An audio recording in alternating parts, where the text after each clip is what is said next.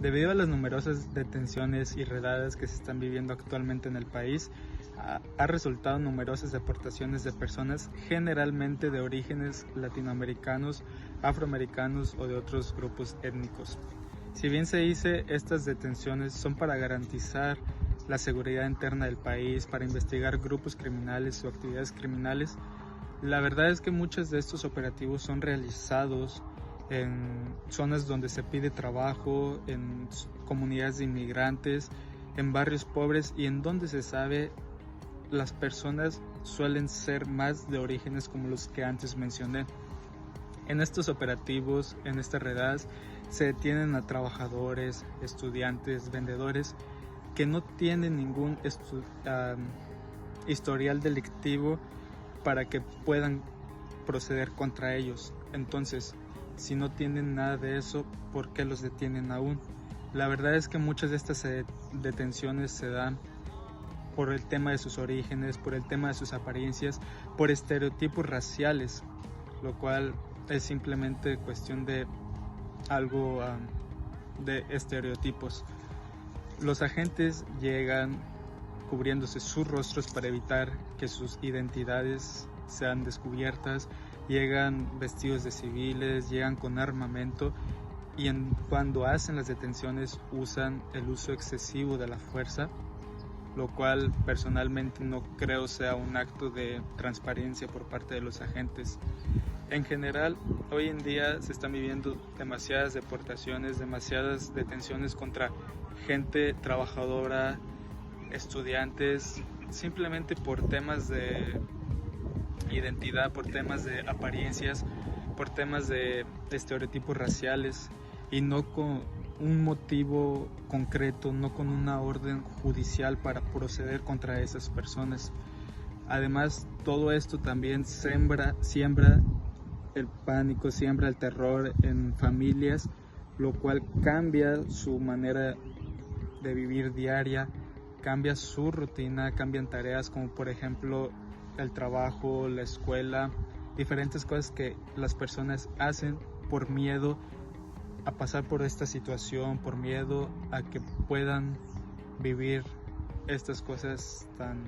malas que están sucediendo en el país al día de hoy. So the best way to do this is to just stay involved and educated and keep voicing your concerns. So I think that a lot of times students and people of color need to a sense of belonging by getting involved in activities that speak to them,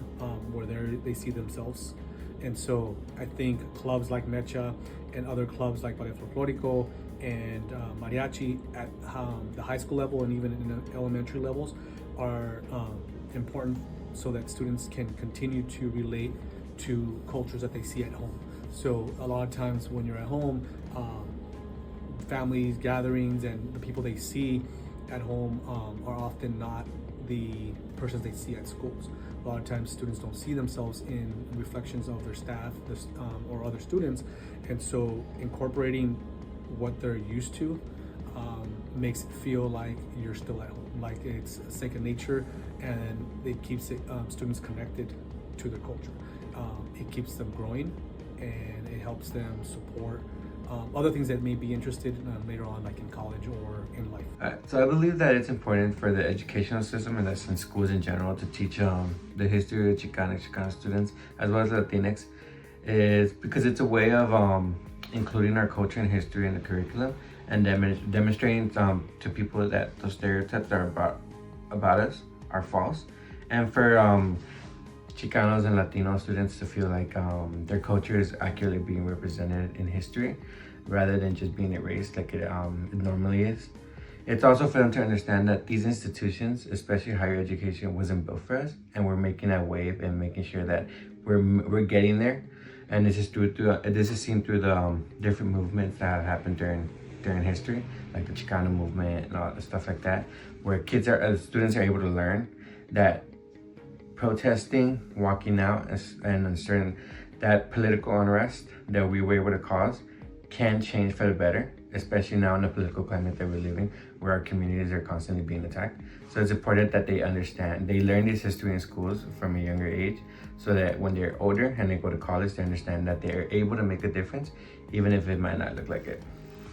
And I would say that communities of color benefit from integrating themselves in communities where people can share their same culture, their same language, and practicing cultural values. I think that there's a sense of happiness that comes with finding people who you feel are just like you, people who you can relate to and connect to. I think as humans, that's what we try to find the most, a sense of connection between people, and having that community and having those people being able to guide each other and being there for each other is very important to be able to maintain the identity and the culture that we are a part of.